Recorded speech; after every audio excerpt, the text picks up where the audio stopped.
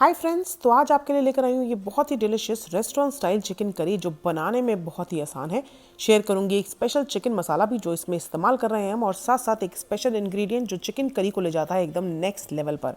तो अगर आपको ये रेसिपी देखने के बाद पसंद आए तो मेरी इस वीडियो को लाइक ज़रूर से दीजिएगा, और साथ साथ मेरे इस नए चैनल को जो मैंने स्टार्ट किया है स्पेशली नॉनवेज रेसिपीज़ के लिए दीजिएगा अपना ढेर सारा प्यार इसे सब्सक्राइब करके। सब्सक्राइब का बटन ठीक बिल्कुल इस वीडियो के नीचे है। तो चलिए बिना टाइम वेस्ट करे शुरू करते हैं सबसे पहले मसाला बनाना।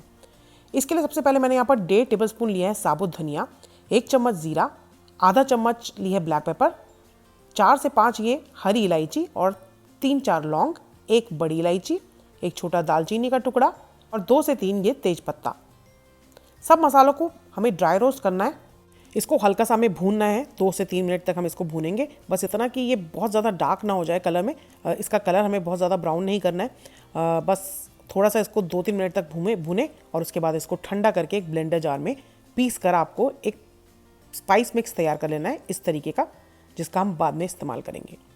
अब यहाँ पर एक बड़े तले के बर्तन में मैंने 1/4 कप तेल को गर्म करा है, जिसमें 1 से 2 तेज पत्ता, 1 दालचीनी का टुकड़ा और 1 बड़ी इलायची डाल दी है। और अब इसमें डालेंगे 2 मीडियम साइज़ की बिल्कुल फाइनली डाइस की हुई प्याज, और प्याज को करेंगे स्टर फ्राई जब तक हमारी प्याज जो है सुनहरी मतलब लाइट ब्राउन नहीं हो जाती। जब प्याज आपकी इस तरीके से सुनहरी हो जाए तो इसमें डाल दें 1.5 चम्मच अदरक लहसुन का पेस्ट, और हल्का सा भून लें इस अदरक लहसुन के पेस्ट को। इस तरीके से जब अदरक लहसुन का पेस्ट आप भून लें तब आप इसमें मसाले डालने शुरू करें, लेकिन उसके लिए गैस बिल्कुल धीमी करनी है। 2 चम्मच डालेंगे धीमी गैस में लाल मिर्च पाउडर और 1/4 चम्मच हल्दी, बस, और इसको मिक्स कर देंगे। गैस का फ्लेम बिल्कुल लो ही रहना चाहिए इस टाइम, और इसमें थोड़ा सा पानी भी डाल देते हैं ताकि जो हमने मसाले मिक्स करें वो जले ना। तो आप देख सकते हैं बहुत बढ़िया सा इसमें लाल कलर ऑलरेडी आ चुका है। अब इसमें जो हमने स्पाइस मिक्स बनाया था वो भी डाल देते हैं। हल्का सा पानी इसमें मैं और डाल रही हूँ क्योंकि मसाले जो है अब हमारे थिक होने लग रहे हैं थोड़े से, तो मसालों को इस तरीके से पहले हम भून लेंगे कुछ 1-2 मिनट तक, और उसके बाद इसमें डालेंगे हम मीडियम साइज़ के पीसेस चिकन के। 1 किलो चिकन है ये इन टोटल। अब चिकन को मसालों के साथ हम अच्छे से भूनना शुरू करेंगे।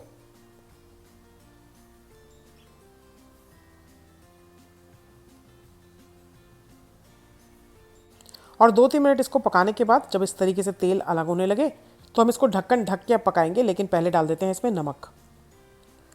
मिक्स करने के बाद धीमी आंच करके ढक्कन ढक के करीब करीब इसको 10-12 मिनट तक हम पकने देंगे धीमी आंच पर।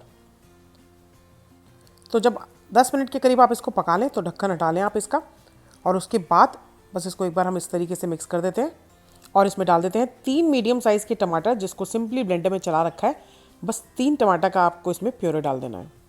इसमें कोई और चीज़, दही, किसी चीज़ का इस्तेमाल नहीं है, कोई काजू का, कोई क्रीम का इस्तेमाल नहीं है। सिर्फ टमाटर प्याज में बनी हुई ये ग्रेवी बहुत ही लाजवाब बनती है।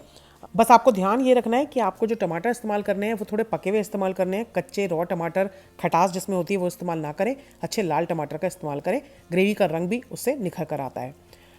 तो टमाटरों के साथ हमने इसको 2-3 मिनट तक इस तरीके से मीडियम फ्लेम पे बिना ढक्कन ढक के पका लिया है। अब इसको ढक्कन ढक के धीमी आंच पे पकाएंगे करीब 15 मिनट 20 मिनट तक के लिए, जब तक कि चिकन जो है हमारा कम्प्लीटली सॉफ्ट नहीं हो जाता। तो बीच में आप इस तरीके से ढक्कन हटाकर इसको चला सकते हैं। 7-8 मिनट इसको पकने दें, 10 मिनट, और उसके बाद ढक्कन हटा लें और इसको एक बार चला दें, और उसके बाद फिर से ढक्कन ढक के जब तक कि चिकन कम्प्लीटली सॉफ्ट नहीं हो जाता आप इसको पकाएं। इसमें देखिए आप इनफ पानी है, क्योंकि हमने टमाटरों का इस्तेमाल करा है अच्छा, तो इनफ पानी है जिसमें चिकन जो है हमारा कम्प्लीटली कुक हो जाएगा। तो वापस से मैंने ढक्कन ढक दिया, और ये आप देख सकते हैं हमारा चिकन करी बिल्कुल ऑलमोस्ट रेडी है। लेकिन चिकन करी का मज़ा तब आता है जब उसकी ग्रेवी में एक अलग थिकनेस होती है। आपने देखा होगा रेस्टोरेंट्स की जो ग्रेवी होती है उसमें एक अलग थिकनेस होती है। इस ग्रेवी में भी हम डालेंगे एक मैजिक इंग्रेडिएंट जो कि है बेसन। 1 चम्मच सिर्फ बेसन आपको 2 टेबलस्पून पानी में इस तरीके से मिक्स कर देना है। कच्चा भी इस्तेमाल कर सकते हैं आप, भुना हुआ बेसन भी इस्तेमाल कर सकते हैं, कोई बेसन की स्मेल इसमें आपको नहीं आएगी। अच्छे से बिल्कुल लंप नहीं होना चाहिए, इस तरीके से आप एक घोल बनाएं। 2 टेबलस्पून पानी बस, और 1 चम्मच बेसन। बहुत ज़्यादा बेसन इसमें नहीं डालना है, नहीं तो ग्रेवी जो है बहुत थिक हो जाती है। हल्का सा बेसन एक अलग थिकनेस ऐड कर देता है, जो आप देख रहे होंगे अभी मैं स्क्रीन पे।